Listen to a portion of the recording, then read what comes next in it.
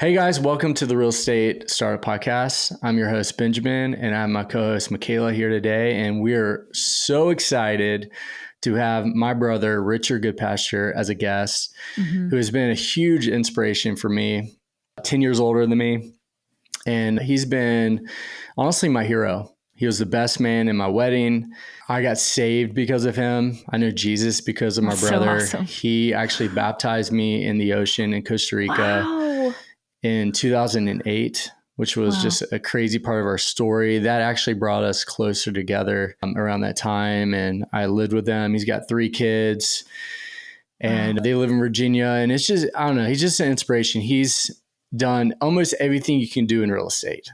And it's such a cool story. We got to really dive into part of it where, starting out with buying a house, into commercial buildings, into storage units where he built all 3 storage units and sold them from a huge profit. He was in mobile home parks, and then he did a 1031 exchange from the storage units into a really big shopping center. So you hear a little bit about that. And now he's a private money lender. So they do a lot of hard money loans.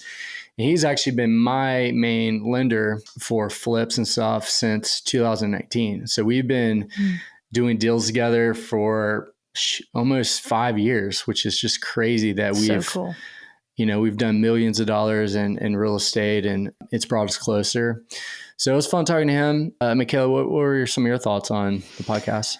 Goes to show that, 45 to 55 minutes is just not enough time to really get a clear overview. Well, we got an overview, but there's just so much that your brother has done and invested in. And I just was so inspired the whole time. I think we get a little bit into a few different things. We dive a little bit more into storage units specifically, which I thought was pretty cool.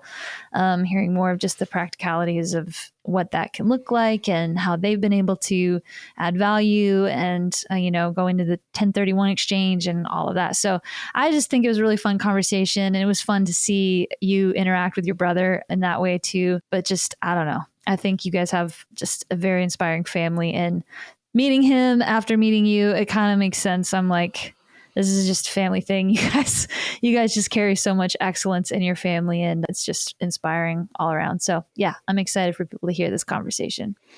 Yeah. And one thing, we talk a lot about industrial, which is not my wheelhouse. I'm so curious about it because it seems like a lot of investors love industrial, and it seems very hands off, and it's cool. I want to learn more about that. And I think storage units are, like we talked about, we think they're going to continue to grow because of just the transient nature of culture these days. People travel. It's hard to buy a house with rates. So more people are renting and they're moving out of cities. So I think that's interesting. It'd be fun to kind of dive into that more in another podcast, maybe bring someone on and dive into some of these different asset classes and really talk about it and see how do you get started in it? Because it's pretty obvious to getting started with buying a house, right? But it's not so obvious. With commercial, it seems like it's more of a higher level investment strategy where you see very seasoned investors that will leave residential to go to commercial. Right. And so just picking people's brains would be so fun, and just hear more about, why are they making that change from residential to commercial? Anyways, let's jump in.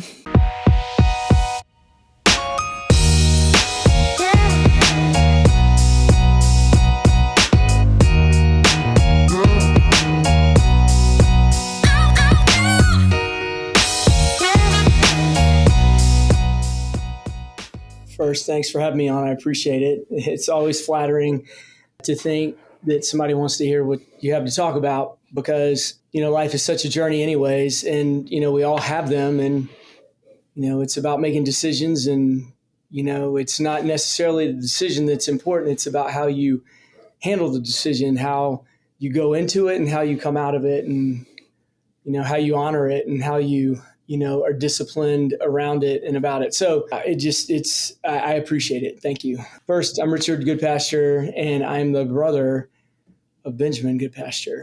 And that's right. Let's go. That's right. And my real estate journey started actually in 2001. So I've been doing it for well over 20 years. Well, I take that back. Robin and I bought our first house in 1997. That's when we got married in 96. And then in 97, we bought a house in Charlotte. And then in 98, we came to Roanoke. But investment real estate, it started in 2001. And I'll mention Benjamin will know this name, but Walt Deary and I was working with him, and it was actually not working with him. I was in the banking industry at that point. That's kind of that's really helped me out a lot. I was in not commercial banking, but essentially personal banking. I was like on the branch side, but I did some business lending. So it kind of introduced me to what underwriting looked like, what dealing with underwriters, how to work with them, basic, balance sheet, profit and loss statement knowledge, and just understanding what it meant to underwrite a loan, make a loan, and people to pay it back, and what that looked like. So that was super helpful. But we bought a property. It was a flip, actually. Then we bought a property in Glenver, and we flipped it. And man, we did so well. And it was the worst thing that could have ever happened to us. We were like so cocky. And man, the next three we did, we got bombed on. Oh no. So, but it was really good, learning process to go through that. And, all this was single family. That's what we started with. And then I guess the next stage of that, a few flips and a couple rentals. I think Robin and I lived in a townhome or two. And when we would move out, we would keep it and rent it. That was never a good thing. I was always way too easy on people. And so I never made money renting those. They were always more of an albatross than they were an asset. So Steven, my business partner, and I, at this point, he and I bought a property in 2009, and it was a storage facility. And at the time, we thought it was a great buy, but a year or two in, we were like, man, did we really get a good buy on this? I mean, I don't know if we really did very well on it. And ultimately what it kind of showed us is that we didn't know anything about the real estate market. And if you want something to work, you've got to give it attention. And so about 3 years in, we started, kind of paying attention to that piece of property. And as we paid attention to it, it started to do a little bit better, a little bit better, a little bit better. And then at the end of the day, it ended up becoming our bell cow. It was what kind of set us up for where we are today. Honestly, that one property, it bridged the gap to give us the ability to be where we are today in our business. So, through that process, it's, storage facilities, multifamily, mobile home parks, industrial, 1031 opportunities, which really taught us a lot through that process. And then, now we've got a shopping center and we do lending. And, lending for us is an opportunity for us to do. And like, we love the vetting part. We love the ability to look at each deal, look at the balance sheets, profit and loss, and really kind of work the deal. That's what we love. But we don't necessarily love the footwork that we need to do once we own it, all of the systems that we need to put in place, all the boots on the ground. And so just because we're older and we have families, and so to be able to continue to vet deals, lending allows us to do that, because ultimately the owner goes and puts the boots on the ground. We don't. We just make sure we have our certain criteria and we stick with that. And, if it meets the criteria, we do the deal. Might have lost him. No, I was just saying that, lending for us allows us to be in the game, but not fully have to own everything and put all the systems in place to, that's the owner that gets to do that, but we still get to vet the deal and really be a part of that process. So it's awesome. That's kind of where we are now. And it's given us a lot of opportunity to work with young people that want to get involved in real estate, our family. That's been a lot of fun to work with our kids and work with. So we coach football. My partner, he was the head coach of where we both went to high school. And so, that's where we kind of really cut our teeth, understanding how each other worked in the business kind of sector together. But we've gotten to work with a lot of those guys that have played football for us, and now they're into real estate, and it's been a lot of fun to pass that along. So that's amazing. Awesome. Yeah. So how did you kind of mentioned that the storage unit facility was what set you up for kind of where you're at now? Like that was a big shift and momentum into growth. Tell us, how did that change your life? How did that, take you so much further in real estate? Timing, blessing. I mean, we were very fortunate that the timing happened. It was during COVID, and during that time, storage facilities were, their cap rates were rock bottom. So sellers were getting big numbers for stuff, and we happened to have three facilities, and that really was a big deal because we had over 60,000 rentable square feet. And so because of that, it was interesting to the people, the big players, the people that had multi facilities, nationwide or whatever, or East Coast, up and down the East Coast or in the Midwest or whatever. So a company out of New Jersey bought us. But the main reason, what really set that up, was that first storage facility leveraged us into a lot of the other properties that we had because we bought it so well, and it created so much cash flow and created so much value that we were able to use that value to leverage into other properties. And then quite frankly, we timed it up again with the other two storage facilities that we bought, because we bought them for what the people thought was their value. And when it was time to turn around and sell them, I think two of them were worth double what we paid, and the main one was worth 3 times, maybe 4 times what we paid for it. Oh my gosh. So, I mean, it really it shocked us. We didn't expect that. And so when that happened, it's the nature of the beast. It kind of, you make your profit, and, if you don't want to pay taxes, you step into that next level, and it's time to 1031. And when you 1031, at that point you're like, well, it doesn't have to be a home run. It needs to be a good deal, kind of a base hit or a double. And it still makes it, worthwhile to do because it saves so much money in what you would pay in taxes. Right. Yeah. And so that it kicked us up into that next level. And when we did that, we had recognition and were able to get really good. I mean, we got great rates on, during that period. Awesome. I mean, our rate is half what it would be now. And just made our cash flow position that much better. So, in some ways we're kind of stuck. We're handcuffed with those rates. It'd be hard to really sell any of that stuff, but they do well enough that it allows us to kind of live with that for right now. Mm-hmm. So when a couple questions. One is like, how much of that success would you say is luck versus like you were strategic with what you built with those storage units? Like, were you thinking like, hey, let's buy a bunch of them and then hold them and sell them to like a bigger player? What was that? That's why we did it. Honestly, we bought the other two because the storage facility was such a bell cow for us. It made, we were like, this is our cash play. This is where we'll make our cash flow. So let's just keep buying those. And then, honestly, where we got started is we sold 2 of our mobile home parks, mainly because they required so much of our time, and they were in North Carolina. And we're like, all right, let's see if we can. And we made a little bit of money on them. And we're like, oh my goodness. So the same broker that sold those, we were like, the guy was like, oh, you have storage facilities. Let me sell them. I'm like, we're not willing to sell them. It's like, yeah, maybe you are. And I was like, no, we're not. And then a couple months later, I said, I tell you what, because we had just refinanced them.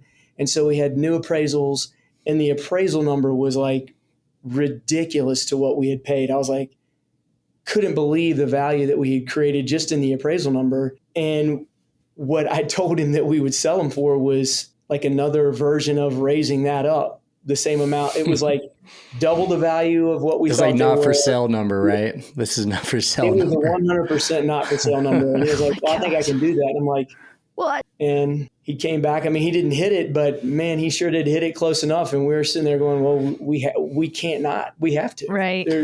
We have to do this. So how did you get that big gain? Like, did you add value to them, or was it just like sitting and holding them? For sure. Like, we tend to be a little bit more anal retentive about details, and, even compared to the big guys that come in, because the group that bought us, man, they have totally let those facilities, run down. Wow. Like when we owned them, they were legit in terms of, they were C grade properties. A lot of them had gravel, some asphalt, but gravel, metal buildings. There was a little bit of conditioned space. So they weren't like these A grade brick, facade. They were all metal, but they were, taken care of. We took care of the grass, we cut the grass, no weeds, like we cleaned the place up. We had good systems in place. We made it so that the client had a good interface, right? A good interaction with the space. And that's what added the value, because the value is all in what the occupancy rate was. And so when we sold them, they were all above 90% occupancy. Wow.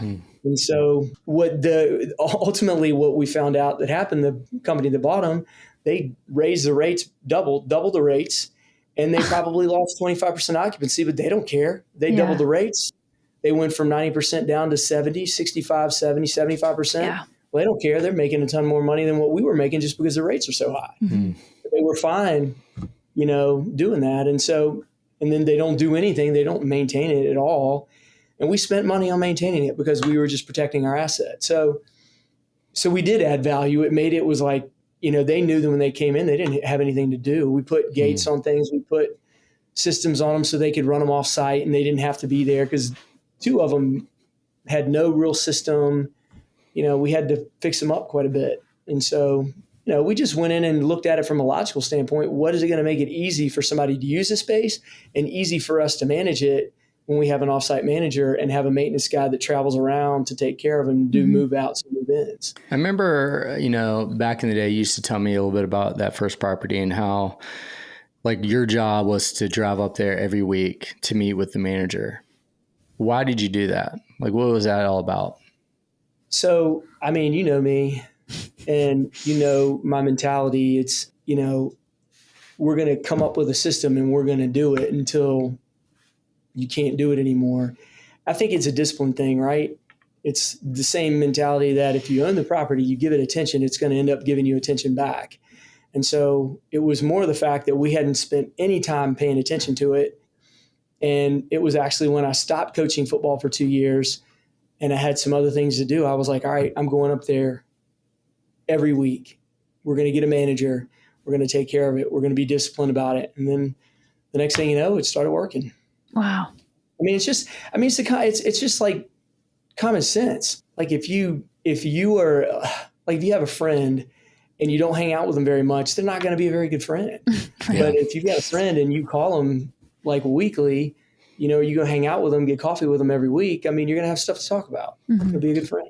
Yeah, I think a good saying is like the idea that the grass is always greener on the other side, when the reality is the grass is green wherever you water it. So where you give it that attention, you feed it, you grow it. Yeah. So, after you sold the storage units, how did you go about identifying these next properties? Because, a lot of things in real estate is location. And you guys, from what I know, because I know you well, is that you guys buy quite a bit of stuff outside of your market. You travel to these other spots. So how did you choose the locations that you invest in? Yeah. That was a little bit more difficult. It was really the product, because at that level, there's only so much that's out there to buy. I'll give you for example, for a 1031, if you sell something for $5 million, you got to go buy something for $5 million or more, or you don't get the tax. You have to pay the taxes on whatever the difference is. So at the level that what we sold it at, like, there wasn't much out there to buy. And the things that were out there to buy, we bought the thing that was the best in terms of what we felt would kick off cash flow in the best location. It ended up being a really good location. I don't necessarily knew that when we bought it, but since we've been going and, checking up on it, when we found it, what we find is some of these things, that if a little bit more of a rural location sometimes isn't a bad thing. If you're on the outskirts, so this shopping center is outside of Williamsburg. And so it's like a small kind of town, a little bit of a farming community outside of Williamsburg. And I think that plays into the tenants that are in it that make it actually a very attractive space. And so we maybe it was a little bit of dumb luck. We did a lot of due diligence, that's for sure. We looked at a lot of properties. We looked in Charlotte. We looked all through North Carolina for sure. Looked all through Virginia, a little bit in South Carolina. And, ultimately then it becomes like, I think we put an offer on a couple of things in Christiansburg, and they were using us as a bid process. They used our number to get somebody else they really wanted to sell it to bid it up. And so we didn't get those. So, I mean, then it just happened to be the one that nobody else wanted, and we did. That makes sense because you had a very specific number you had to hit and there's not much in that probably price range. I mean, we were north of 5 million. So we had to find something that made sense. And fortunately, as we were looking, we came across another shopping center that is in the same kind of product category. It's a little bit more expensive, but it's right in Salem where we live. But we started looking at the numbers and we're like, the lease rates per square foot are pretty high. And so if you play that backwards, that's great that they're getting it. But let's say one of those tenants moves out, man, it's going to be a whole lot harder to rent that space at that higher per square foot number than the lease rates that we have at the other place. They're almost half of what the ones in Salem are. So for us to sit there, and if one of our tenants moves out, it'll be a whole lot easier to get, a number that's half as much as the other rented. So we just, I think we kind of were fortunate in that our lease rates aren't very high there, but yet it cash flows enough to make us the money that we want to make. Yeah, that's good. Michaela, I feel like you have a question, so I don't want to just fully monopolize this interview. So No, I'm listening. This is super cool to hear. I think I have had many questions go through my mind, but I'm like just taking it in. I think one of my questions would probably be, out of the different, asset classes that you've invested in over the years, what would you say, I don't know, like looking at the different ROI that you get, the time that you put into these different projects, like looking back through all those different types of investments, would you say there's like one specific type of investment that you would say that's the one that we really, like, we love that. We love storage. We love, like, what does that look like for you? Yeah. So we love C-grade properties. Okay. We love metal buildings. We love industrial. We love where local or regional people come to want to work and get dirty, because there's not much of that. Yeah. And they do their own work. They don't complain about a toilet being stopped up. They take responsibility for their responsibility. They hold us accountable for what we need to be accountable for, and they stay around. Yeah. It's just good old boy working, just dirty, greasy, monkey wrench, just working. We've got one of our industrial facilities has a fab company or a car fab company where they trick out cars and put tires and rims and engines and so they trick out cars. We've got, in that same location, we've got a place that does ADA upfits on vehicles. Same location, we've got a turf company that goes around and services all of the fields in, Virginia and West Virginia. Same place, we have a waste company that fixes trash compactors. Wow. I mean, they can go anywhere. I mean, they are bringing these like multi-ton units, dragging them across our asphalt, completely scuffing up the asphalt, and nobody's complaining with them. It's trash compactors. They're beating the crap out of everything, but they got to do it somewhere. And so those guys, I mean, they couldn't get what they get from us anywhere else in the city of Salem. We've got a parking lot cleaner in there. So we have just, they just do good. They just do work. Now we have a nicer kind of higher level industrial. Those are nice because those tend to be triple net, but the tenants are finicky, man. Like once they get in, they're good, but it's like, I need this and I need that and I need this and I need that. And they've got 7 levels of their attorneys that want to look at the paperwork before they sign off on anything. It's got to go through like their management company. Like you've got the company and they've got a management company for the company, and the management company's got a management company for the property. Right. So it's like CBRE is the management company for the property, and then the management company for the company. And, it's all the way down the line. It's like 4 different companies. You don't know who to talk to. But, industrial for us is dialed in, our absolute favorite. Like we're looking at another property that's another kind of pseudo warehousey kind of office space, So Super that's kind of what interesting. we like. Yeah, I love I'm that. really curious about the industrial space. I've tried to wrap my head around it. Like, I feel like I'm hesitant to jump into that space because I don't know how to find tenants. And I also am curious about how you finance these, because I was just at a conference and I was talking to a guy who's high level business guy who has a lot of money, and he buys industrial too, and he buys all this stuff cash. So are you buying this stuff like with plans on adding value, or is it just like a cash flow play where it's like, hey, I want to put my money into something and it's easy, I'm going to get money every month. It's just that. It adds value. I mean, think about it. Most of these things have, most of them, like, so the C grade industrial park that we have, we've added value strictly because tenants don't want to leave, and every time they renew, their rent goes up. And so we're like, all right, do you want to sign a 3-year lease or a 1-year lease? If you sign a 3-year lease, you keep the same rate for the 3 years. Right. Because when we're dealing with locals, we don't really bump their rate until they renew. But they can't find what they have. And their rates are like, $4, $4.50 to $5.50. I mean, we have one that's like right at $8 a square foot, but I mean, they're just so cheap. They couldn't find it anywhere else. Yeah. And so they wouldn't want to go anywhere else. And so, we can get a little bump every year. And so we've increased over the last 3 years. I mean, we've had probably a 25 to 30% increase in our rent just because they don't want to leave.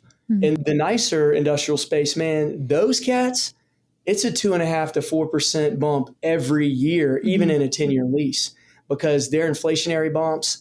And so you're getting that value every year. It's a triple net. So you know exactly what you're getting. Whatever their rent is what you're putting in your pocket. And so they're really easy to finance and you know what your cash on cash is based on how much money you put in. So if our viewers, they probably don't know what triple net is. Can you explain what triple net is? Yeah. So triple net is, first, they pay for your taxes, meaning it nets out that whatever your real estate taxes are, that'll pass through from landlord to tenant. The second net would be insurance. Whatever the landlord pays for insurance, that passes through to the tenant. And then the third would be common area maintenance. That's a really hard one. That's really tricky because, not many tenants are going to want to be responsible for structure unless it's a Dollar General, which that's 100% like an annuity. A Dollar General, Family Dollar, Dollar Tree, those are like annuities. They have bumps on them when the renewals happen, but that's 10 and 5 years. Which you own some of those. Does that mean you have like 5 to 10 year leases and it's just easy? And it's easy, but you can't add value. It's like putting your money in a CD. And it's just how you feel about those companies in general. So, but when you get to triple net, one net is a tax, second net is insurance, the third net is your common area maintenance. So like, let's say HVAC. So some of the tenants, they have super high HVAC requirements in manufacturing, depending on the kind of manufacturing. So then they would be responsible for their HVAC. We wouldn't be. And that's a huge thing because typically in maintenance, your 3 bigs are your roof, your parking lots, and your HVAC. Yeah. The other stuff, plumbing and electrical, that's not that big a deal. But those 3 are your big capital expenses when it comes to maintenance. And so if you can get those 3 into a tenant's lease, then that's huge. Then you're basically triple net. Wow. But most of the triple nets end up being a net plus. So you get taxes, insurance, and they'll help you on the maintenance, which is worthy. That's awesome. Yeah. Yeah. Wow. So cool. Especially nationals. Nationals they already know that. They already know that in the lease there's going to be, they're going to be responsible for real estate taxes. They're going to know they're going to be responsible for, and some of them carry their own insurance. And then they put you on as additional insured. So you don't even insure your own building. They do, and then additionally insure you. And when you say nationals, you mean like national level tenants? Yeah.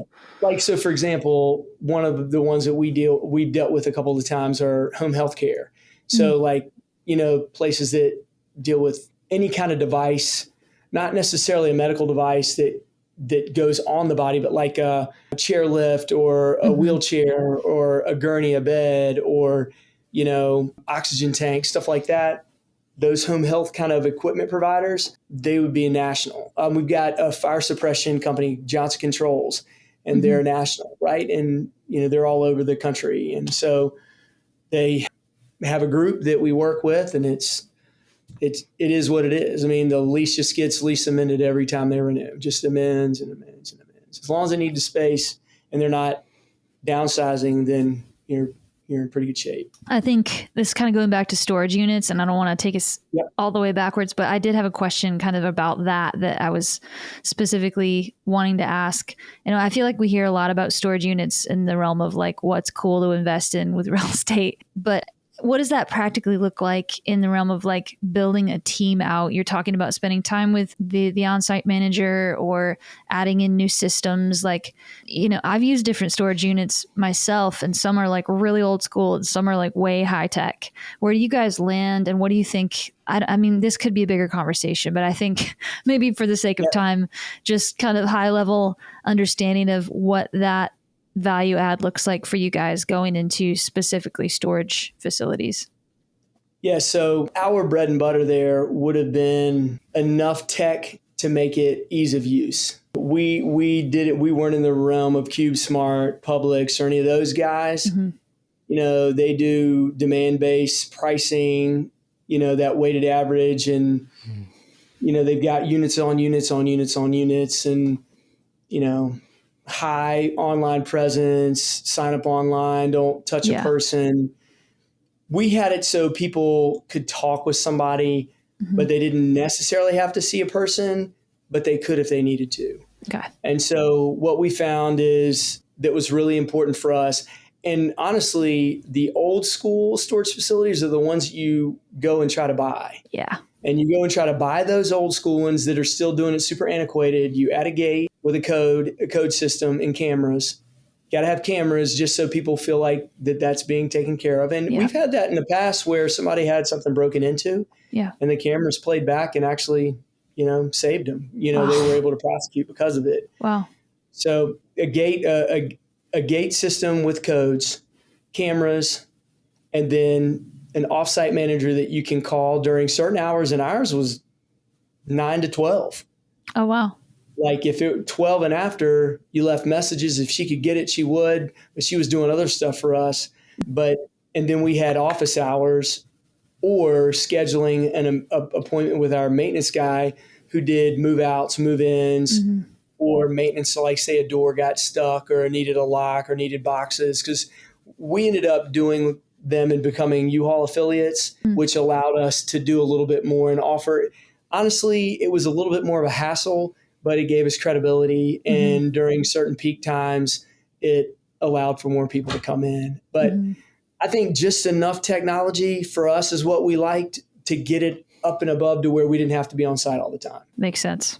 Yeah. But really cool. It was enough that there was enough customer contact with a manager that could happen daily that it gave enough that they felt like they were being taken care of. But, the big ones, CubeSmart, I wouldn't be able to speak to that. They've got their system down. It obviously works. I mean, they're building those things everywhere. Yeah, and same. I know they're spending big money to build them, so they wouldn't be spending the money if they weren't making it. Yeah. Yeah. I found that the different facilities I've used before, I feel like every time I would get in there for like 6 to 8 months, they would just crank that price up. And I used enough of them around the country for my other business that I just, after a while, I was like, this feels so rigged. Like, I feel like they get me in here long enough to where they know I'm like a stable tenant, and then they just crank the rates up because they know I don't want to leave. It's a hassle. So I don't know. How does that work when it comes to pricing? And am I picking up on a thing? Because it was all different kinds of brands I was working with. Yeah, that's what normally the big ones would do. Yeah. So like us, more of a local owner, we moved our rate up the first time after like 5 years. We hadn't touched the rates. Okay. And then the next time after 2 years. Wow. So, I mean, we barely raised the rates, and we just looked at the inflation and how it was going, and we would move it based on that. But yeah, I mean, most of them are going to be demand-based pricing, or they're going to raise it every 8 months. As soon as they have you in there for a certain amount of time, they're going up. And when we raise the rates, the way we would do it is we would raise it for everybody across the board. It wasn't like, all right, if you came in at this time, but what they're probably doing is once you come in here in 8 months, it's going to go up. You as an individual tenant. Yeah, that's how it felt. All those systems will do that. Whatever time frame you put on it, but it is because people. I mean, I'm telling you, people just stay in them. They don't want to leave. It's emotional. 20% of the people leave, but if you've raised your rates up X percent and 20% of the people leave, and you still have 75, 70%. I mean, it's like you're still making a ton of money. Yeah. Wow. I mean, they're a very good investment. If you take care of it, man, you'll get tenants that'll never, ever leave because, they're going to trust you. Yeah. And you communicate out, hey, everybody, next year at this time, we're going to raise rates because due to inflation. I mean, they appreciate that. But, some of these other brands, it's done. They'll give you 30 days and it's coming. Yeah. Man. Interesting. Yeah. Seems like a pretty easy, like overhead isn't bad. Like you're saying, like one manager, maybe one maintenance person, it's not like super heavy. What? Yeah, it's just getting it built, getting it filled up. There's like a 2-year, a 24-month, a 36-month period that is just going to be touch and go. And once you hit that, it kind of gets its centrifugal force, and it's like a gravitational pull. It just pulls on it because there's enough people that know about it, and they just start coming. That's really cool. I wonder where that market's going to go. I think about like, I don't know, man. It's cheaper to rent. So if it's cheaper to rent and a lot of people are renting, are more people going to need storage? Oh yeah. And people keep buying stuff and they don't want to give their stuff away. Right. It's emotional. It is. It's extremely emotional. Yeah. I think it's a business that's going to continue to grow. Yeah, totally. I don't think it's hit stagnant. No. Or I don't think it's hit a place where it starts cannibalizing itself. I think it's still growing. Well, and we're such a nomadic society more and more. And so someone, moves to Phoenix and drops stuff in their unit, moves across the country, especially with travel nurses, all that kind of like there's just so many industries popping up that this like just puts even more demand out there for it. And so, you work remotely and you're like, you know what, I'm going to go live in Timbuktu for 6 months. And I don't want to pay rent anymore. I'm going to get a storage facility and put all my stuff in it and go travel and stay in an Airbnb. And then when I come back, I'll find a new place. Right. Yeah. But then they marry someone in Timbuktu and they don't want to get rid of their stuff. So you win. Well, I don't win anymore. I won. You won. That's right. You won. You won the game. We're one and done. That one required a lot. We spent a lot of time cleaning out. I bet you storage did. units. I mean, just as many as people pay, there's a lot of people that leave. Yeah. And I'm telling you, when they leave, it's not stuff that anybody would pay for. Oof. It's truckloads of going to the dump and not good stuff. You find some really bad stuff. But did you ever find any treasures? I've always wondered that. No? Okay. No. I've heard of those auctions people have. I know that's a thing. And we did have one individual that we couldn't find. And it was like all of this collection memorabilia, it's kind of a little creepy. There was tons of comic books. Yeah, it's weird. Comic books. And you couldn't find the person. No. And so we couldn't really, there wasn't anything we could do. I didn't know, because we didn't know the laws at that point. We were still pretty new. Yeah. So you didn't sell it? No. And some of the stuff didn't look like you could get much for it. I don't know. I think there's a lot of work. That's a business in and of itself. Right. You got to go and know and do that business. That's not even storage business. Right. That's selling used stuff. It's a completely different industry. Yeah. It's a niche. So interesting. Super cool. Business on business on business. Yeah. Right. Well, it's pretty clear this is one of the niches you've gotten into, which is fun to kind of dig a little bit into it. I'm bummed. I wish we had more time. Maybe we can have you on another time to talk about your other several things that you've gone after. But yeah, this has been really, really cool to just hear. Well, I appreciate it. One thing I love about your story is that, you started small with, like most people do in real estate, they buy a home for themselves. They buy a house, a condo, they live in it, and then you start investing slowly. And man, you've been very successful in real estate. It's one of those things that we talk about a lot, that it's staying in the game, right? It's like, when you're in real estate, you go through hard times. Like it is difficult to stay in real estate because of all the challenges. And that's why not everyone does it. But I guess the question I'm trying to get at is, what's motivating you now? I mean, I feel like you've done well, but what's motivating you to keep building and buying more real estate? Yeah, that's a good question. We talk about that a lot. My main motivation is family, not to keep building a business, but on determining what I want to do with my business. Stephen and I talk about, hey, do we want to buy anything else that's going to take up our time and take it away from what is important, which is our family and as they grow. But part of it is family.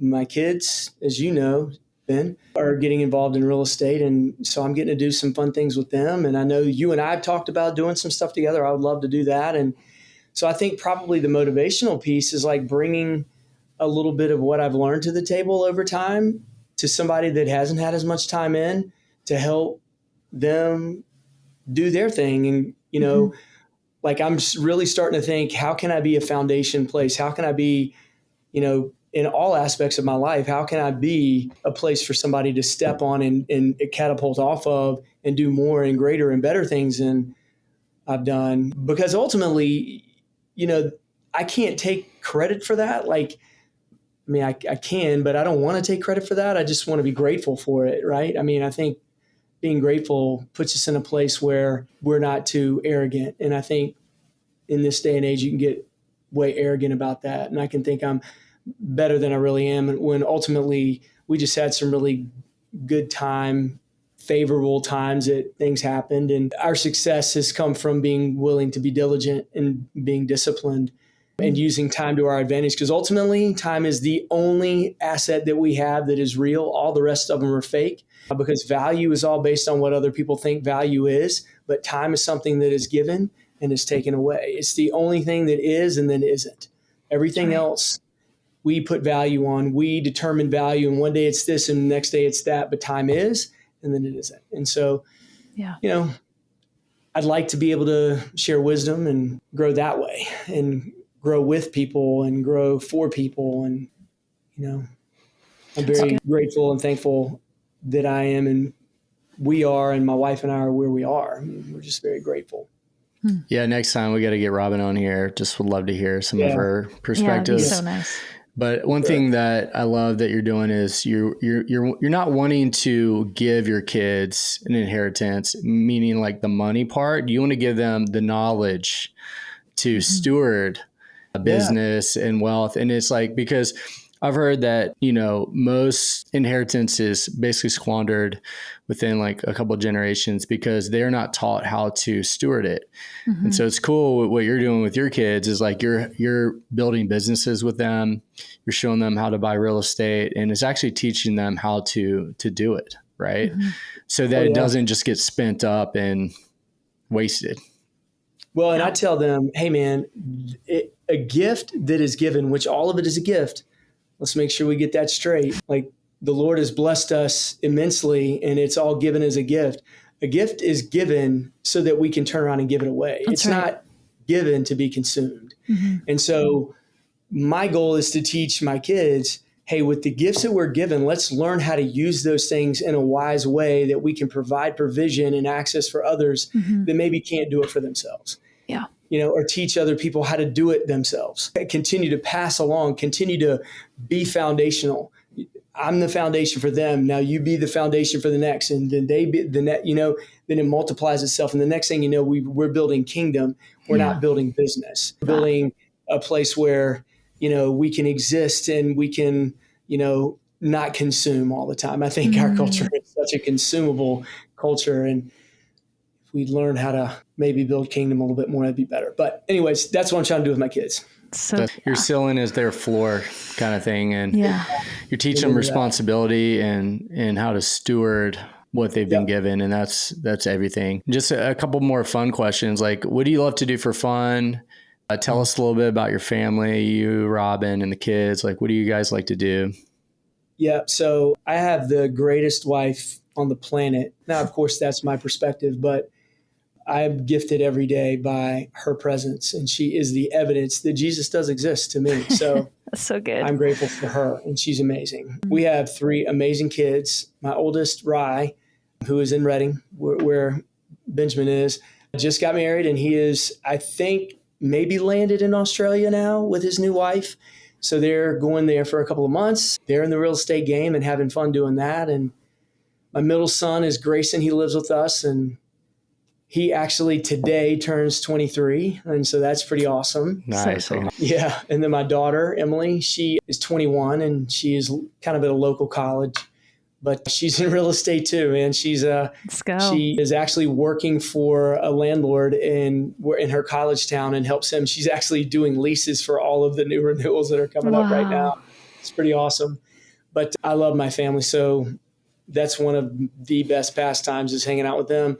I personally love to be physical. I like to lift weights and run and work out, mainly because of the discipline of it. It's my happy place. It's my therapy. So that's where I can make sure that I'm a nice person when I get home. It takes the edge off. It calms my nervous system down. So Yeah. I love that. And Robin and I, we're starting to really love to travel. So Love it. Nice. routine too, as you know. So. Oh yeah. And guns. Let's be real. You like guns. I do love guns. I went up to the property today. The place is looking pretty dope. I cannot wait. I think I'm going to have 750 to 800 yard shot from the bottom to the top of the ridge. Nice. So good. And then you just did you buy that Blazer? When's that coming in? They're shipping it this week. Nice. So you're getting it this week or next week? It'll come in either at the end of this week or beginning of next. I haven't heard from them yet, so that's exciting. You're gonna drive it up on the property as soon as you can, or is it more like I don't want to get it scratched? I'm definitely going to drive it. I'll drive it quite a bit, but I can't wait for our dad to see it because it looks exactly like the one that he drove when I was a kid. When you were a baby and I was a kid. It's a 1973, right? Yes, when both you. Oh yeah, my gosh. it's fully restored, like perfect. It's amazing. Wow. Yeah, you need to drive it to the beach and take that top off and just cruise around the beach. That would be sick. That's so cool. You and Robin take Maybe Dad I'll on the ride. to the beach and then drive it once I get to That's it. true. You got to keep those miles down on that thing. That's right. That's so cool. Do you think of it like as an investment, or is it just like, hey, yeah, I don't care what, you know, if I sell it or not? Started talking about that truck and I was going to ship him that truck. I was like, this is the perfect time for me to buy that. I have been looking, as a matter of fact, last year coming home from the beach, we stopped at this place called Gateway Classics in Charlotte, North Carolina. And they have like all these really tricked out 4-wheel drives. And we drove one and I was like, yeah, this is just way too big. It's like too much of a monster truck. I would look like a complete moron in this. Not that they're bad. I just wouldn't look good in it. But so I've been researching it for over a year. And so I found it. And once he said that, I was like, pull the trigger. Done. That's so cool. I love it. Does that mean, so another fun thing, Michaela, is that our dad gave Richard, our granddad's VW Bug for his graduation present. And then he fully restored this thing. It is gorgeous. Are you keeping that or are you selling it? Yeah. No, I'm keeping it. But let's be clear. I didn't fully restore it. I asked them to get it drivable and they fully restored it and came back and it's like, let me tell you, it's going to be about 3 times as much as I thought. Oh my gosh. Yeah, I'm keeping it. I mean, I have to. That's Robin, so cool. She saw it and she was like, oh, you're not selling that. That's really special. They've been working on it for 2.5 years. Whoa. I love that. Yeah, I mean, the fact that like our granddad owned it and then our dad bought it from him, he drove it, and then now you have it and then you can give it to your kids. Yeah. I mean, that's 4 generations right there. Yeah. And it was at 1 point at our dad's house with grass growing up through the baseboard. Oh, yeah. You brought it back to life. It was bad. Yeah, wait till you see it, man. It's incredible. Is it in your garage? No, it's still at their shop. You haven't got it yet? No, they're building the engine. It's still not finished. They have to do the inside stuff. What? That's so funny. Which is good. The longer they take, I don't have to pay until they finish. Yeah. So that prolongs the check writing. Right. Maybe we can put a photo of these cars in our show notes or something, because I'm sure a lot of people would love to see what those look like. Yeah. Yeah. I could do that. That'd be fun. Yeah. Text me photos. I would love I'll do to. it. Well, cool, man. Well, thanks for hopping on. Like the thing that I love about you, Richard, is that you get things done, you do stuff, but you're not like the guy in the front. You're not shouting it from a building. It's like you're the guy in the background that does like epic stuff, very inspiring, and you also just elevate other people. You're always thinking about other people. I love the way you love your wife. Obviously, I tell you that all the time. The way that you love Robin is like the most inspiring that I've ever seen a man love his wife. So it's an honor to have you as a brother, and to do business and real estate together. It's just been like the funnest thing ever. Yeah. It's definitely been a lot of fun. So, well, thanks for coming on and sharing. We'll definitely have to get you Sure, back on. Yeah. Thank you so much. Flattering, I appreciate it. Yeah. No. Definitely need to get Robin on. I'll make sure she gets on next time. Yeah. Let's do it. We would love that. Yeah, the doctor's appointment this time. Yeah. Next time we'll get her. Okay. So, Michaela, it's good to meet you. Really good to meet you. Thank you so much for everything you shared. It's super inspiring. So yeah, very grateful. All right, bro. We'll talk soon. I did. See you. All right, see ya. Bye, guys. Bye.